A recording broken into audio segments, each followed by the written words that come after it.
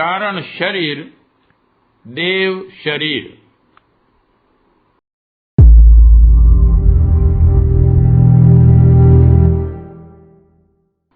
जिन पदार्थों को निर्जीव या जड़ कहा जाता है उनमें भी हरकतें हलचलें होती हैं। यह समूचा विश्व परमाणुओं से बना है।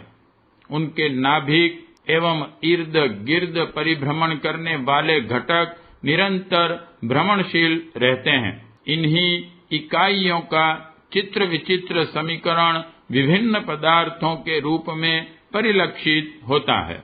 इनका स्वरूप भी स्थायी नहीं रहता। यह बनता, बिगड़ता, परिपक्व होता एवं वयोवृद्ध होकर मरता, बदलता रहता है। समस्त पदार्थों की यही गति नियति है। ताप, प्रकाश एवं ध्वनि तरंगे समूचे ब्रह्मांड में गतिशील हो रहे हैं।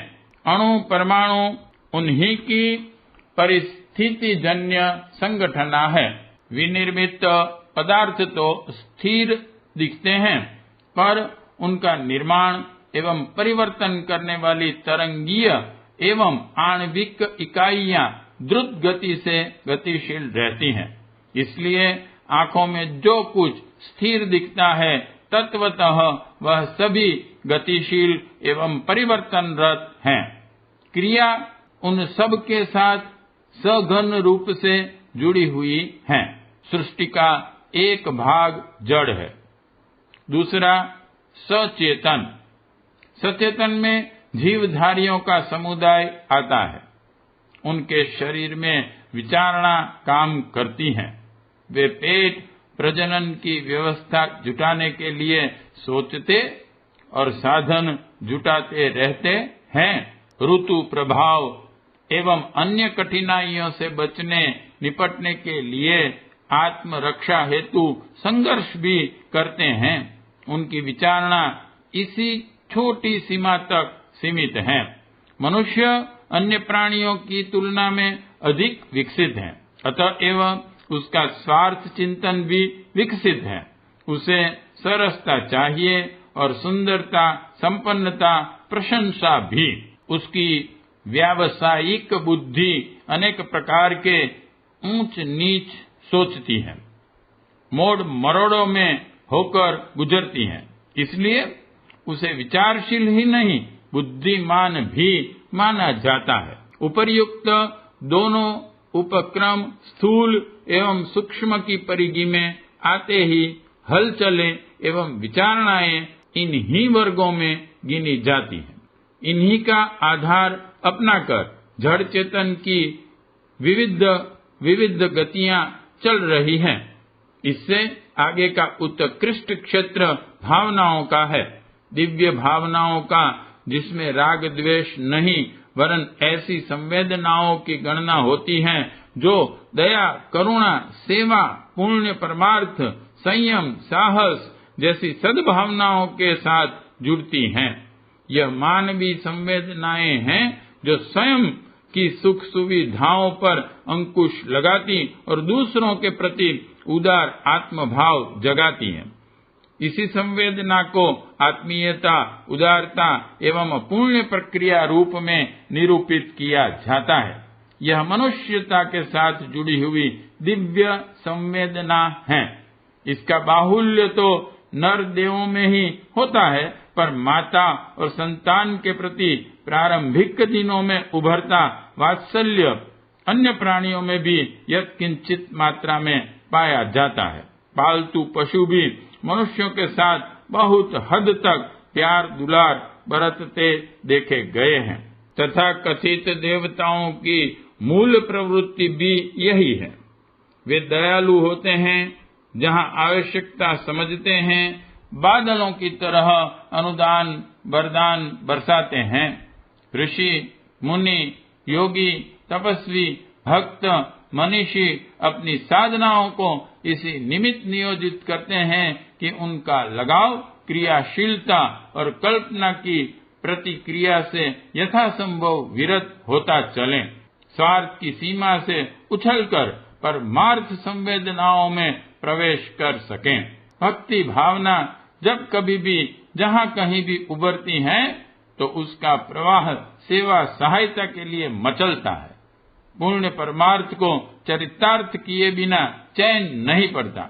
इसी मनस्थिति को भक्ति या आत्मीयता कहते हैं। प्रेम प्रीति भी यही है। निराकार भगवान की भावानुभूति इसी रूप की होती है। देवताओं की रीति नीति भी यही है। सूर्य चंद्र पवन बादल आदि को निरंतर परमार्थ में संलिप्त देखा जाता है। कारण शरीर के क्षेत्र में प्रवेश करने, उसे उभारने उजागर करने में भी इसी परिपाटी को अपनाना पड़ता है। पति पत्नी परस्पर समर्पण योग की साधना करते हैं। माता का अजस्त्र वात्सल्य भी संतान पर इसी हेतु बरसता है। तत्वज्ञानी जब जीवन की गरिमा और महिमा पर विचार करते हैं तो उन्हें इसी में सार प्रतीत होता है कि द्वैत को अद्वैत में परिणत किया जाए, कामनाओं को भावनाओं में उलट दिया जाए, स्वार्थ को गलाकर परमार्थ में ढाल दिया जाए। मनुष्यों में उत्कृष्टता जिन्हें अर्पित की जाती हैं वे पुरोहित और परिव्राजक के पूर्ण प्रयास में लगे होते हैं। ब्रह्म परायणों में से जो गृहस्थ रहते थे वे पुरोहित का काम करते थे और जिन्हें विरक्त रहना बन पड़ता था वे परिव्राजकों की तरह परिभ्रमण करते, आलोक वितरण का कार्य करते और जनमानस के परिष्कार में संलग्न रहते थे। औसत नागरिक की तरह निर्वाह करना, लोभ मोह के बंधन शिथिल रखना, जिस किसी से भी बन पड़ा है उसने कारण शरीर को सशक्त बनाने की प्रक्रिया में उत्साहवर्धक सफलता प्राप्त की है। कारण शरीर को देव शरीर भी कहते हैं। कारण की पांचों प्रसिद्ध देवताओं की दिव्य शक्तियों का उसमें समावेश रहता है। परमेश्वर को परम पूज्य कहा है और 5 देव तत्वों का अधिष्ठाता कहा है। परमात्मा की उपासना का तात्पर्य है श्रद्धा निष्ठा प्रज्ञा की त्रिविधा सद्भावनाओं का संगम। इस समागम को जिसने अंतरात्मा में धारण कर लिया समझना चाहिए कि उसने ब्रह्मी स्थिति उपलब्ध कर ली। स्वर्ग मुक्ति और रिद्धि सिद्धि का भंडार पर ब्रह्म को माना जाता है। उसका अवतरण जब कभी जहाँ कहीं हुआ है उसे अंतःकरण का उच्च स्तर एवं कारण शरीर का आधार बिंदु के रूप में पाया गया है। समस्त सत्प्रवृत्तियों एवं सद्भावनाओं का उद्गम केंद्र कारण शरीर ही है। उसी को परिष्कृत करने के लिए भक्ति भाव की साधना की जाती है। उच्च स्तरीय प्रेम भक्ति में द्वैत को अद्वैत बनाना पड़ता है। इस स्थिति को समर्पण योग भी कहते हैं। समर्पण में छोटी इकाई को बड़ी सत्ता में अपने को होमना सौंपना पड़ता है। नाला नदी में मिलता है, नदी नाले में नहीं। आत्मा को अपनी संकीर्णता परमात्मा की महानता में विलीन करनी पड़ती है। निजी इच्छा आकांक्षाओं का परित्याग परमात्मा के अनुशासन में विलीन करना होता है। ऐसी दिशा में भक्त को दानी बनना पड़ता है, याचक नहीं।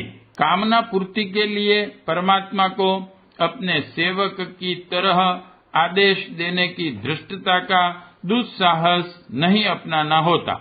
इसमें तो महान की महानता को ही आंच आती है। भक्त की भावना का स्तर गया गुजरा होकर याचक जैसा बन जाता है। यह अनुचित है, अयोग्य है।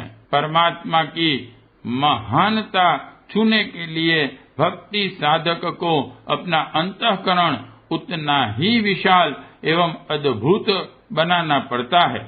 स्वार्थ को परमार्थ में परिणत करना होता है। उच्च स्तरीय प्रेम का यही वास्तविक स्वरूप हैं। वांग्मय 13 गायत्री की पंचकोशी साधना एवं उपलब्धियां। लेखक पंडित श्री राम शर्मा आचार्य जी। अगर आपको हमारी यह वीडियो पसंद आई हो तो इसको लाइक करें, कमेंट और शेयर ज़रूर करें। साथ ही हमारे YouTube चैनल ऋषि चिंतन को सब्सक्राइब कर बेल आइकन भी दबाएं ताकि आपको आने वाले वीडियोस की नोटिफिकेशंस मिलती रहें। धन्यवाद।